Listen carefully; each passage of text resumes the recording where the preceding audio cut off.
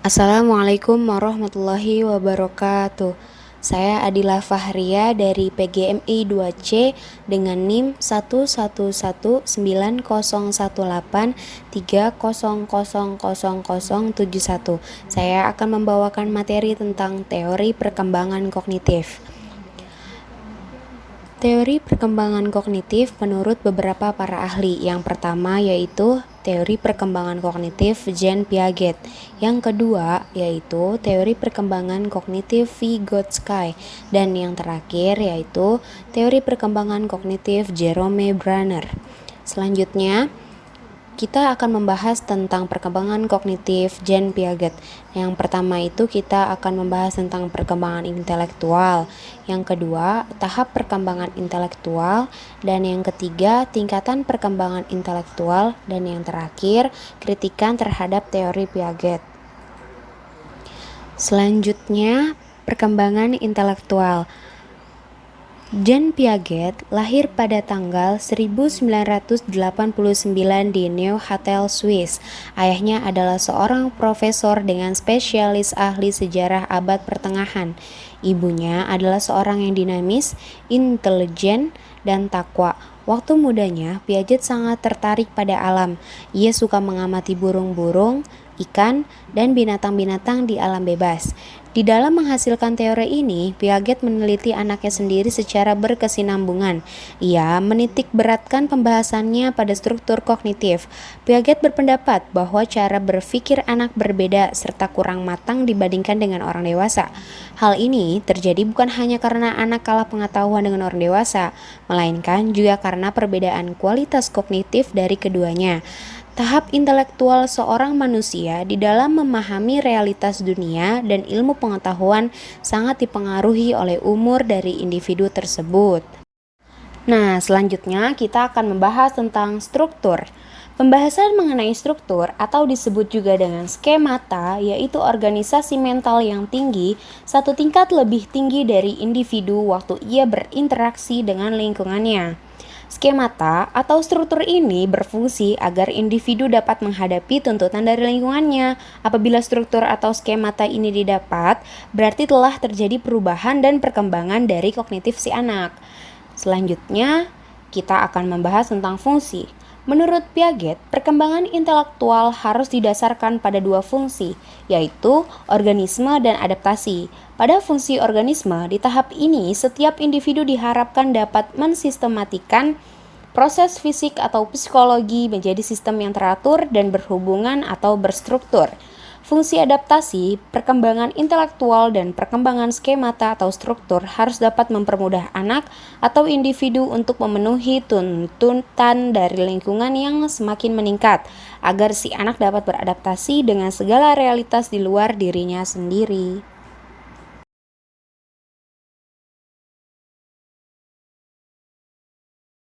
Selanjutnya, kita akan membahas tentang tahap perkembangan intelektual. Di dalam tahap perkembangan intelektual ini terhadap tahap sensorik dan motorik, pencapaiannya yang pertama yaitu objek permanens. Yang kedua, munculnya kesadaran bahwa terdapat perbedaan antara dirinya sendiri dengan lingkungan selain dirinya. Pada tahapan ini terjadi pada usia anak 0 sampai kurang lebih 2 tahun. Bayi akan mempelajari dirinya sendiri dan lingkungan di luar dirinya lewat indera atau sensorik, seperti mendengar dan melihat, dan dipadukan dengan gerakan motorik mereka seperti menggapai dan menyentuh. Selanjutnya, tahap praoperasional. Di tahap ini, seorang anak telah menunjukkan aktivitas kognitif di dalam memahami realita di luar dirinya, tetapi belum memiliki sistem yang terorganisasi secara sempurna dan lebih memahami realitas dengan menggunakan simbol-simbol dan tanda. Di tahap praoperasional ini dimulai pada anak usia 2-6 tahun. Selanjutnya, pada tahap praoperasional terdapat dua tahap, yaitu sub-tahapan fungsi simbolis dan sub-tahapan pemikiran intuitif. Yang pertama yaitu sub-tahapan fungsi simbolis. Pada tahap ini biasa terjadi pada anak berusia 2-4 tahun. Anak di tahapan ini Penggunaan bahasanya mulai berkembang serta kemunculan sikap bermain telah ada. Secara mental, anak di tahap ini juga sudah bisa mempresentasikan objek yang tidak tampak atau hadir. Ini akan memperluas dunia mentalnya hingga akan merambah dimensi-dimensi baru yang lebih kompleks. Selanjutnya, yaitu sub tahap pemikiran intuitif. Sub tahap ini biasa dilalui anak pada usia 4 tahun sampai 6 tahun. Anak akan cenderung untuk menemukan jawaban dari semua pertanyaannya lewat penalaran primitif. Salah satu keterbatasan dari penalaran yang seperti ini yaitu anak sulit menempatkan benda atau sesuatu dalam kategori yang pas, serta terjadi kekurangan yang disebut dengan centration, yaitu pemusatan atau pemfokusan perhatian pada satu karakteristik dengan mengabaikan karakteristik yang lain. Selanjutnya, ada tahap operasional konkret.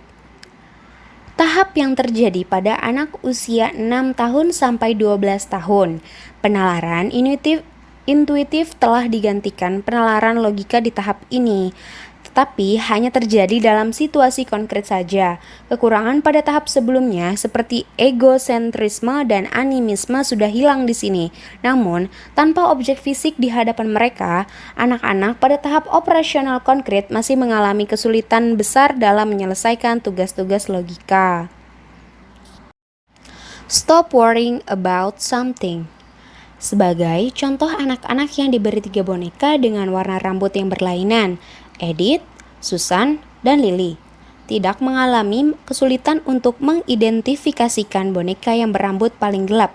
Namun, ketika diberi pertanyaan, rambut Edith lebih terang dari rambut Susan, rambut Edith lebih gelap daripada rambut Lily, rambut siapakah yang paling gelap? Anak-anak pada tahap operasional konkret mengalami kesulitan karena mereka belum mampu berpikir hanya dengan menggunakan lambang-lambang. Selanjutnya, tahap operasional formal. Pada tahapan ini dimulai pada umur 12 tahun ke atas. Anak tidak lagi hanya dibantu dengan pertolongan benda atau peristiwa konkret dan nyata, tetapi sudah bisa membentuk operasi yang lebih kompleks dengan kemampuan untuk berpikir abstrak. Kualitas abstrak ini dapat dilihat dari pemecahan masalah verbal, misal bahwa A sama dengan B, B sama dengan C, maka A sama dengan C. Tahap operasional formal dapat memecahkan persoalan ini walau hanya disajikan secara verbal. Remaja mulai memikirkan spekulasi tentang kualitas ideal yang mereka inginkan dari dalam dirinya dan diri orang lain. Selanjutnya, ada tingkatan perkembangan intelektual. Tingkatan perkembangan intelektual menyangkut kedewasaan. Kedewasaan atau maturasi merupakan faktor penting dalam perkembangan intelektual. Pengalaman logika seperti matematika, pengalaman yang dibangun oleh anak yaitu ia berupaya untuk mengkonstruk hubungan-hubungan antar objek. Selanjutnya ada transmisi sosial. Transmisi berarti penyampaian pesan dan sebagainya dari seseorang kepada orang atau benda lain. What you declare, you will achieve. Pengaturan sendiri atau ekuilibrasi ialah kemampuan untuk kembali sampai pada tahap keseimbangan atau sering disebut equilibrium selama periode ketidakseimbangan atau yang sering disebut juga disequilibrium atau pengaturan sendiri. Selanjutnya, kita akan membahas tentang kritikan terhadap teori Piaget. Pada sebuah studi klasik, MC Gerigel dan Donaldson mampu memahami konservasi pada usia yang lebih muda daripada yang diyakini Piaget. Ada studi lain yang mengkritik teori Piaget bahwa anak-anak baru mencapai pemahaman tentang objek permanen pada usia di atas 6 bulan. Bali Largeon dan Di Vos Anaka diamati sampai pada usia 18 tahun dan diuji sesuai dengan berbagai tugas operasional formal berdasarkan tugas yang dipakai Piaget, termasuk pengujian hipotesis. Mayoritas anak memang belum mencapai tahap operasional formal. Selanjutnya, kita akan membahas tentang teori perkembangan kognitif menurut Vygotsky. Teori perkembangan kognitif menurut Vygotsky yaitu teori di mana anak ketika belajar mendapat pengaruh besar dari orang tua dan orang-orang di sekitarnya. Konsep zona perkembangan proksimal atau ZPD, Vygotsky mengistilahkan zona perkembangan proksimal atau ZPD yang berarti istilah untuk serangkaian tugas yang terlalu sulit dikuasai oleh anak secara sendirian, tetapi dapat dipelajari dengan bantuan dari orang dewasa atau anak yang lebih mampu. Nah, selanjutnya kita akan membahas tentang konsep scaffolding. Sebuah proses yang digunakan orang dewasa untuk menuntun anak melalui zona perkembangan proksimalnya. Selanjutnya, bahasa dan pemikiran. Vygotsky percaya bahwa anak-anak menggunakan bahasa bukan hanya untuk komunikasi sosial, tetapi juga untuk merencanakan, memonitor perilaku mereka dengan caranya sendiri. Penggunaan bahasa untuk mengatur diri sendiri dinamakan inner speech. Selanjutnya, kita akan membahas tentang teori perkembangan kognitif Jerome Bruner. Teori perkembangan kognitif Jerome Bruner. Jerome Bruner lahir pada 1 Oktober 1915. Orang tuanya bernama Herman dan Rose Bruner, merupakan imigran Yahudi Polandia. Bruner dilahirkan dalam keadaan tidak bisa melihat atau katarak, hingga setelah dioperasi ia dapat kembali melihat dengan normal kembali. Dalam bukunya, Bruner yang berjudul Toward Theory of Introduction mengungkapkan bahwa anak-anak belajar dari konkret ke abstrak melalui 3 tahap, yaitu tahap yang pertama, tahap enaktif, tahap yang kedua, tahap ikonik, dan tahap yang terakhir, tahap simbolik. Selanjutnya, penjelasan tentang tahap enaktif. Pada tahap enaktif, anak berinteraksi dengan objek berupa benda-benda, orang, dan kejadian.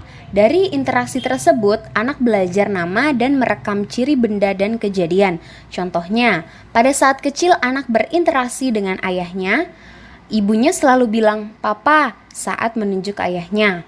Anak mulai menyadari adanya hubungan antara kata papa dengan benda yang dimaksud, yaitu ayahnya. Yang selanjutnya yaitu tahap ikonik. Pada proses ikonik, anak mulai belajar mengembangkan simbol dengan benda. Proses ikonik terjadi saat anak mengembangkan konsep dalam hal ini. Papa. Papa adalah konsep yang artinya ayahnya. Dengan proses yang sama, anak belajar tentang berbagai benda seperti gelas, minum, dan air. Kelak, semakin dewasa, ia akan mampu menghubungkan konsep tersebut menjadi lebih kompleks, seperti minum air dengan gelas. Selanjutnya yang terakhir yaitu tahap simbolik. Pada tahap simbolik, anak mulai belajar berpikir abstrak. Ketika anak berusia 4-5 tahun, pertanyaannya, apa itu? Akan berubah menjadi kenapa atau mengapa. Pada tahap ini, anak mulai mampu menghubungkan keterkaitan antara berbagai benda, orang, atau objek dalam suatu urutan kejadian. Ketika kita menonton televisi dengan anak seusia itu, mungkin banyak waktu kita yang tersita untuk menjawab pertanyaan anak, kenapa dan mengapa. Oleh karena itu, alangkah baiknya jika sedang menonton televisi, anak usia tersebut didampingi oleh orang tuanya atau orang yang mampu menjelaskan arti dari suatu urutan kejadian agar anak mampu memahami artinya. Kritikan teori Jerome Bruner. Kritikan terhadap teori perkembangan ini, belajar penemuan ini memerlukan kecerdasan anak yang tinggi. Bila kurang cerdas, hasilnya kurang efektif.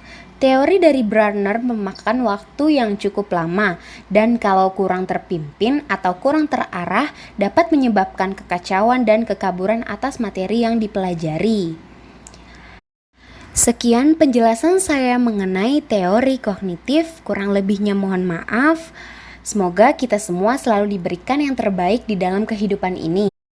Serta semoga semua ilmu yang kita tuntut dapat berguna tidak hanya untuk diri sendiri, tetapi juga orang lain dan masyarakat luas. Amin. Kurang lebihnya mohon maaf. Wabillahi taufiq wal hidayah. Wassalamualaikum warahmatullahi wabarakatuh.